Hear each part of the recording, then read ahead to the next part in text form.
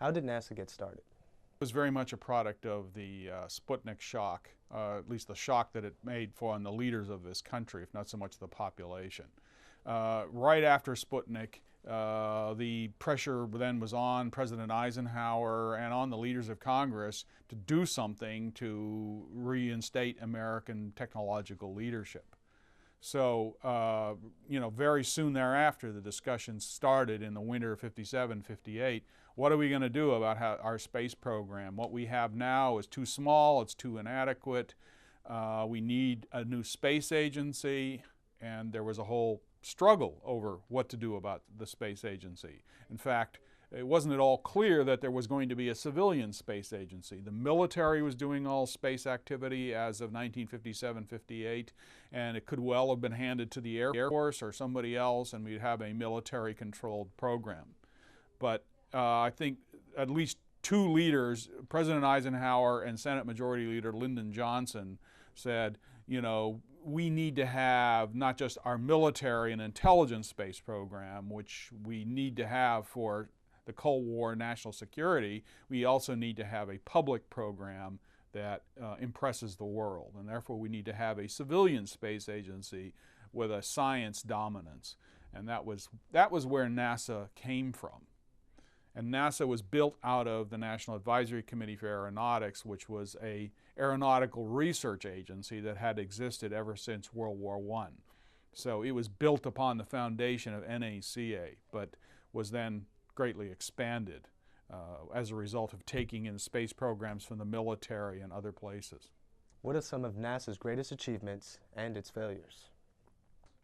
Well, clearly, the NASA's greatest achievement was the landing on the moon. This was the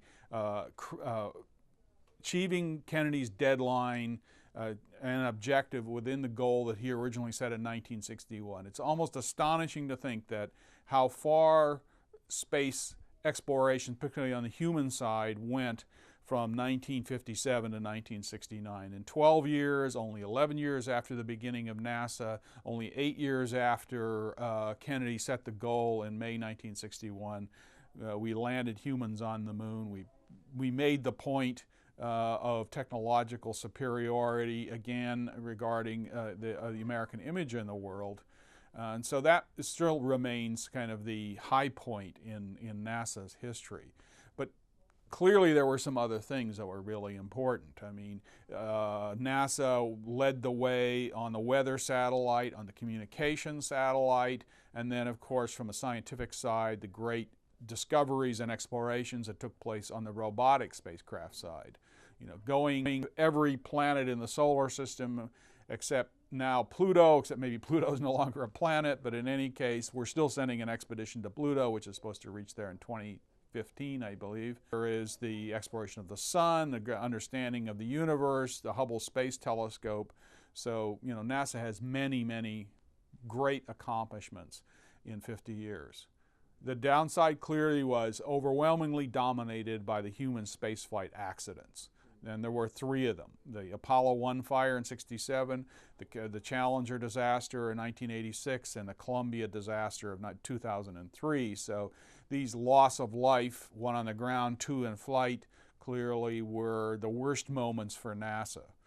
And they all showed that in spite of all the money spent and all the efforts made for safety, that it was impossible to do these things perfectly. And particularly in the case of the shuttle, there's serious questions about whether that was the right choice for the United States that we made in the 1970s to have the space shuttle as opposed to doing it some other way. But that's kind of hindsight now. The other thing that really sticks out in my mind is the Hubble Space Telescope flaw. But of course, it was also one of the greatest triumphs of NASA that then the Space Telescope was rescued through astronaut servicing missions, putting in the compensation for the flawed mirror. Where is NASA going to take us in the future? Well, I think especially on this morning, the day after the election, the question is, what will the future of the current new human spaceflight program be? The plan is to go back to the moon about 2020 with the Constellation system with the Orion spacecraft to land on the moon around that time. And there will be real questions now, I think, about President Obama. Will he want to do that? I mean, we will build that spacecraft, we'll build that new booster because we have no other way to get back to the space station.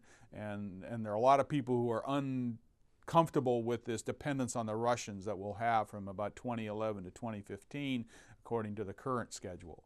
So that's a real question. I think, you know, there's no doubt that the Mars program and the robotic exploration will continue, and that we will continue to explore the universe. And all the big questions are about human spaceflight. What do we do with it now? Where do we go? I think we certainly will go back to the moon eventually. The question is whether it will be on the current schedule. That's a question. And we probably explore the near-Earth asteroids, and then assuming we find that humans are suited to deep space exploration, there's a question about radiation and so forth, we will probably go back to Mars in about 20 or 30 years. Go to Mars with humans, I mean, not back to Mars since we're already there, but to Mars with humans in 20 or 30 years. Well, even 20 is too optimistic at this point. 30 or 40 years from now, perhaps we will go into deep space. We will certainly continue to use space and to explore space through other means as well. What about the new program to replace the shuttle? Well, the new program is not a shuttle program at all. The shuttle was originally a name applied to a system which was intended to carry things to low Earth orbit and back, you know, essentially a transportation system for the space station, which eventually is what it did become. And I don't know if the American public has quite dealt with the fact yet that we are throwing away the whole technology of wheels and wings, and we're going back to launching ballistic capsules on rockets like back in the Apollo days.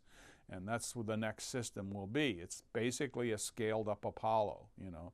You'll have a conical command module like the Apollo, except bigger. We're able to take up to 6 people for Earth orbital missions, and according to the plan, 4 people to the moon. There will be a much larger lunar lander eventually coming along, assuming, again, the program stays on the track that is now set. And one thing we can be sure of, there'll be changes in the program with a new administration. Will there be a new objective? We don't know. But I think at the current time, they've talked about landing on land with that spacecraft, but they didn't know if they could do the weight. So we're back to splashing down in the ocean, I think. And that's a different thing. And it's really, in some ways, a repudiation of the policy of, 30 years to go for this winged reusable spacecraft. Although the Orion spacecraft may be somewhat reusable.